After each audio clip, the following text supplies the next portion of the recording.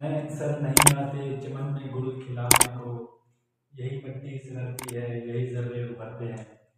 तो आज हम डिस्कस करेंगे acid base regulation of the body, और उसमें जो मेन रोल है वो हमारे किडनीज का है कि कैसे किडनी जो है वो हमारी, अगर हमारी बॉडी में एसिड का लेवल बढ़ जाए तो कैसे किडनी उस एसिड को एक्सक्रीट आउट करते हैं, और अगर किसी वजह से हमारी बॉडी के अंदर बेसिस का लेवल बढ़ जाए, कैटेगरीज का लेवल बढ़ जाए, तो कैसे किडनी जो है मैक्सिमम बेसिस को रीअब्जॉर्ब करके कैसे जो है हमारी बॉडी की पीएच को मेंटेन रखते हैं। ठीक है, अब जहाँ पे क्वेश्चन किया जाता है कि बॉडी की जो पीएच है उसको मेंटेन क्यों रखते हैं, क्योंकि जो बॉडी की पीएच है वो बेसिकली डिपेंड कर रही होती है हाइड्रोजन आयन की कंसंट्रेशन के ऊपर। ठीक है, और हाइड्रोजन आयन की कंसंट्रेशन जो है फिर आगे फर्दर इसके ऊपर डिपेंड कर रही होती है एंजाइम की एक्टिविटी। अगर जो है एक मखसूस पीएच होगी हमारी बॉडी की, तो उस मखसूस पीएच के ऊपर एंजाइम अपना वर्क जो है वो परफॉर्म कर पाएंगे। ठीक है, या किसी वजह से हाइड्रोजन आयन की कंसंट्रेशन में कमी या बेशी होगी, उस वजह से पीएच की कंसंट्रेशन में कमी बेशी होगी, और उस वजह से जो है जो एंजाइम है हमारी बॉडी के वो सही तौर पे फंक्शन नहीं कर पाएंगे। ठीक है, इसलिए जो है हम अपनी बॉडी का जो एसिड बेस का लेवल है उसको रेगुलेट करते हैं। तो बेसिकली हमारी बॉडी तीन तरह के सिस्टम से जो है एसिड बेस को जो है रेगुलेट करती है। कौन कौन सिस्टम है? बफर सिस्टम है, रेस्पिरेटरी सिस्टम है, और नंबर तीन पे हमारे पास रीनल सिस्टम है। ठीक है, और जो मेन फंक्शन है एसिड बेस की रेगुलेशन का वो रीनल सिस्टम ही परफॉर्म करता है। ठीक हो गया। अच्छा, सबसे पहले हम देखते हैं की कंपोनेंट। की कंपोनेंट कौन कौन से हैं? Renal secretion and renal reabsorption of hydrogen ion.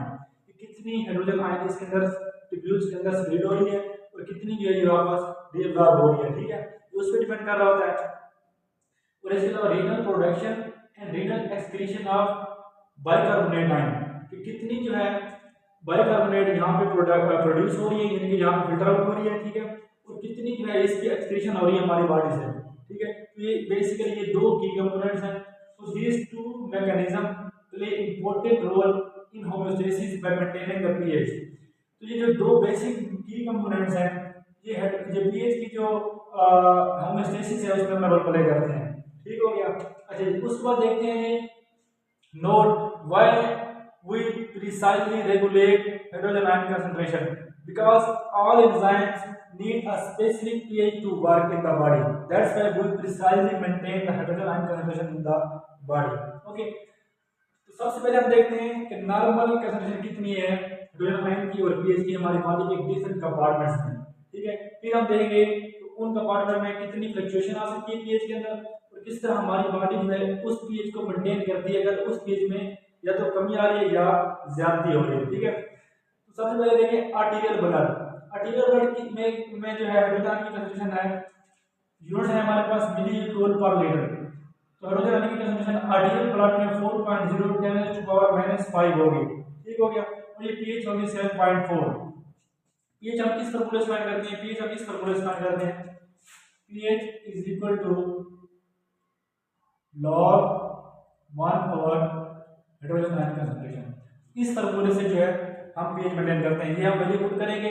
ठीक है, और इस वैल्यू पुट करने के बाद जो pH है वो होगा 7.4। ठीक हो गया।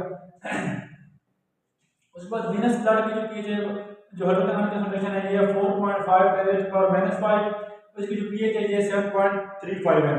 और इंटरस्टिशियल फ्लूइड की pH भी सेम है, और इंट्रासेलुलर फ्लूइड यानी कि सेल के अंदर जो फ्लूइड है उसकी pH कितनी है? ठीक हो गया, सेल के अंदर जो फ्लूइड है उसकी pH जो हाइड्रोजन आयन की कंसंट्रेशन है वो वेरी करती है 1 multiply by 10⁻³ to 4 multiply by 10⁻⁵। Okay, और ये कहां तक वेरी करती है? 6 to 7.4 तक वेरी करती है। ठीक है, ये क्यों करते हैं? क्योंकि सेल के अंदर जो है ना ये है सेल, ठीक है, और ये एक्स्ट्रासेलुलर फ्लूइड है। सेल के अंदर जो है प्रोटीन होती है हमारे पास, तो प्रोटीन बेसिकली बेसिस से काम करती है। ठीक है, क्योंकि प्रोटीन के अंदर जो है नेगेटिव चार्ज होता है। ठीक है, और हाइड्रोजन के ऊपर क्या होता है? पॉजिटिव चार्ज होता है। हाइड्रोजन आयन प्रोटीन के साथ अटैच हो जाती है, जिसकी वजह से जो है इंटरसेलुलर फ्लूइड की जो पीएच है वो वेरी करती है। अगर ज्यादा हाइड्रोजन आयन प्रोटीन के साथ अटैच हो जाएगी तो पीएच जैसी सी बात है बढ़ जाएगी। अगर हाइड्रोजन आयन की कंसंट्रेशन कम प्रोटीन के साथ अटैच होगी तो पीएच की कंसंट्रेशन क्या है? कम हो जाएगी। अगर हाइड्रोजन आयन की कंसंट्रेशन ज्यादा होगी इससे क्या मतलब है? वो वाला फ्लूइड एसिडिक है। ये देखिए pH inversely proportional to hydrogen ion. अगर हाइड्रोजन आयन की कंसंट्रेशन ज्यादा होगी तो pH क्या होगी? कम होगी, मीन मोर एसिडिक। ओके। और अगर हाइड्रोजन आयन की कंसंट्रेशन कम होगी तो पीएच ज्यादा होगी, मतलब टुवर्ड्स मोर बेसिक। ठीक हो गया। अगर ये प्रोटीन के साथ अटैच होगी, ज्यादा प्रोटीन के साथ अटैच होगी, तो इसका मतलब जो फ्री हाइड्रोजन आयन है वो सेल के अंदर कम है। जब ये कम होगी तो इसका मतलब पीएच बढ़ जाएगी, मीन मोर एसिडिक। ओके। अच्छा, उसके बाद आ जाइए यूरिन। अब बेसिक काम है यूरिन का।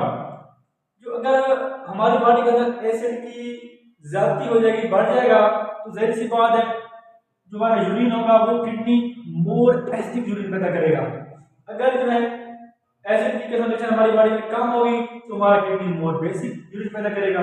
इसलिए किडनी की जो पीएच है, सॉरी यूरिन की जो पीएच है ये वेरी कर रही है बिटवीन 4.5 टू 8। बाकी सबकी देखिए ऑलमोस्ट सेम से मेंटेन ही रहती है। यूरिन की क्यों जो है फ्लक्चुएट कर रही है? Kidneys are given the main task to maintain the acid base concentration in our body. That's why our urine pH depends on the body's acid and base concentration. Okay. अच्छा, ये तो होगी नॉर्मल वैल्यूज। अब in normal values में अगर fluctuation आएगी तो किस तरह जो है हमारी बॉडी हाइड्रोजन आयन के कंसंट्रेशन में अगर चेंजेस होंगे तो किस तरह हमारा बॉडी जो उसको डिफेंड करेगा, defending against changes in hydrogen ion concentration. तो हमारी बॉडी के अंदर तीन सिस्टम है बेसिकली। कौन कौन सिस्टम है? बफर सिस्टम, रेस्पिरेटरी सिस्टम और रीनल सिस्टम। अच्छा जी, बफर सिस्टम क्या है? बफर क्या है? Buffer is any substance which can reversibly bind with the hydrogen ion.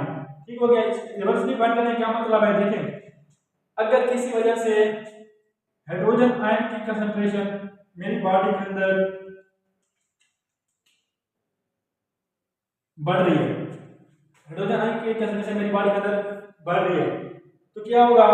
ये बफर जो है उस एक्सेस हाइड्रोजन आयन के साथ अटैच होगा और ये हाइड्रोजन बफर कॉम्प्लेक्स बना देगा। ठीक है, तो reaction will move towards the right. अगर मेरी बॉडी में हाइड्रोजन आयन की ज्यादती हो रही है तो हाइड्रोजन आयन बफर के साथ बाइंड करके जो फ्री हाइड्रोजन आयन थी वो बफर से अटैच हो जाएगी।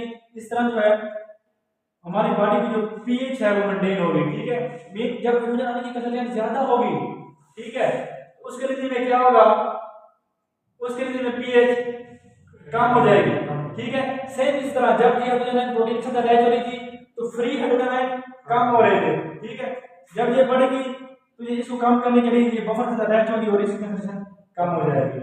ठीक है, और अगर किसी वजह से हाइड्रोजन आयन की कंसंट्रेशन कम हो रही है तो रिएक्शन क्या होगा? Left reaction, hydrogen buffer complex से ये वाला हाइड्रोजन दोबारा इससे सेपरेट हो जाएगा और फ्री आयन की सूरत में अपना जो है कंट्रीब्यूट होगा पीएच की वैल्यू में। ठीक है, इधर ये हाइड्रोजन आयन पीएच की वैल्यू में कम नहीं होगा क्योंकि ये बफर के साथ अटैच हो गया, ये के साथ न्यूट्रल हो गया है।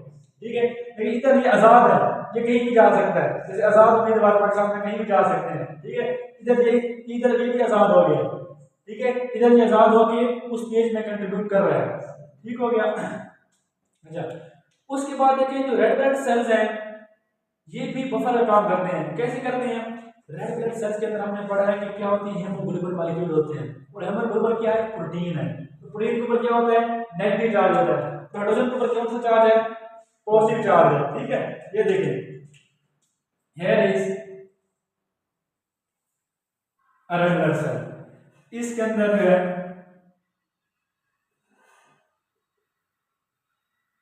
तीन हाइड्रोजन आयन है। ठीक है, और ये एक और रेड ब्लड सेल है, इसके अंदर भी तीन हाइड्रोजन आयन है। ये तीन हाइड्रोजन आयन और तीन हाइड्रोजन आयन पे इनकी जो पीएच है वो नॉर्मल है।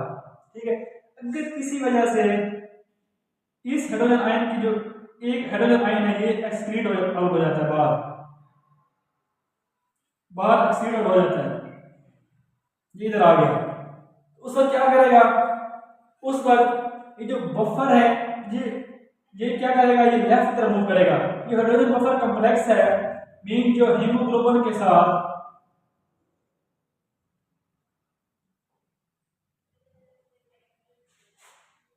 रेड ब्लड सेल के अंदर क्या होगी? हीमोग्लोबिन होगी। और हीमोग्लोबिन के साथ क्या होगा, हाइड्रोजन आयन अटैच होगा।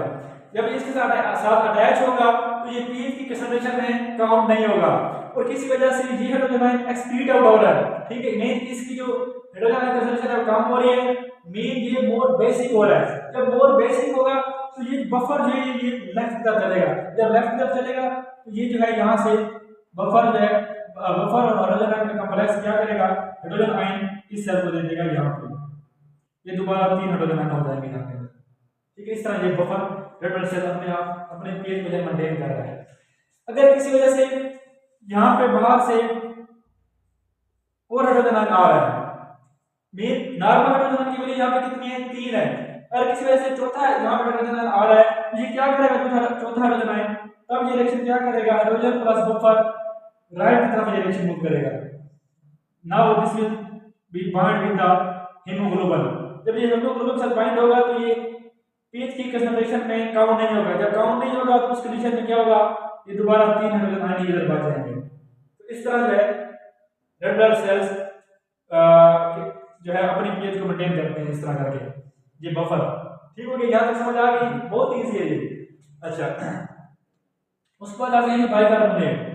बाइकार्बोनेट क्या करेंगे, देखें बाइकार्बोनेट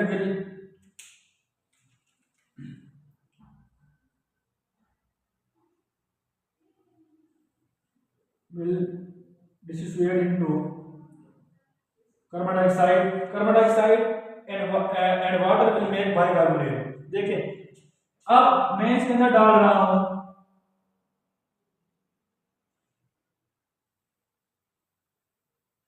HCl स्ट्रॉन्ग एसिड, ठीक है, स्ट्रॉन्ग एसिड इसके अंदर डाल रहा हूं। जब मैं स्ट्रॉन्ग एसिड डालूंगा तो इसका जो HCO3 प्लस है रेड प्लस, इधर जब मैं HCl ऐड करूंगा इस सॉल्यूशन के अंदर तो ये जो है स्ट्रॉन्ग एसिड है, ठीक है। और इसके जो हाइड्रोजन आयन है वो इस HCO3 के साथ जाकर अटैच हो जाएगा। जब अटैच होगा तो दोबारा क्या बना देगा, H2CO3। और H2CO3 क्या है, वीक एसिड है। H2CO3 क्या है, वीक एसिड है। इसका मतलब जो स्ट्रॉन्ग एसिड था अगर इसकी पीएच तब थी 4.5, जब इसको हमने इस सॉल्यूशन के अंदर डाला तो ये क्या हो गया, ये जो है अपना हाइड्रोजन आयन किसको दे देगा, HCO3 नेगेटिव को। जब इसको देगा तो ये क्या बन जाएगा, कार्बनिक एसिड H2CO3, ठीक है। तो ये क्या बनेगा, ये क्या है, ये वीक एसिड है। मीन इसकी वैल्यू दोबारा 6.5 समथिंग आ जाएगी। बफर का काम ये है कि ये पीएच को दोबारा एक्चुअल लेवल पर लेके नहीं आ रहा, लेकिन समथिंग मेंटेन करता है उसकी वैल्यू को, ठीक है। इस तरह ये स्ट्रॉन्ग एसिड क्या है, ये वीक एसिड में कन्वर्ट हो जाएगा और थोड़ी मिनिमम हद तक उसकी पीएच है वो मेंटेन हो जाएगी, दोबारा जो है थोड़ी बेसिक की तरफ आ जाएगी, ठीक हो गया। और सेम इसी तरह फास्फेट भी ऐसे काम करेगा। इधर अगर हम इसको देंगे सेम इसी तरह HCl स्ट्रॉन्ग एसिड तो ये कन्वर्ट हो जाएगा H2PO4 माइनस में, ठीक है। ये स्ट्रॉन्ग एसिड है और जब स्ट्रॉन्ग एसिड इसके साथ रिएक्ट करेगा तो ये वीक एसिड में कन्वर्ट हो जाएगा, ठीक है। सेम इसी तरह इधर हम जब डालेंगे NaOH, मीन जब स्ट्रॉन्ग बेस डालेंगे, ठीक है, इस सॉल्यूशन में जब हम स्ट्रॉन्ग बेस डालेंगे तो क्या होगा, ये Na2HCO3 ये सोडियम सॉल्ट में कन्वर्ट हो जाएगा। इस तरह करके ये इसकी जो पीएच है उसको मेंटेन करेगा, ठीक है।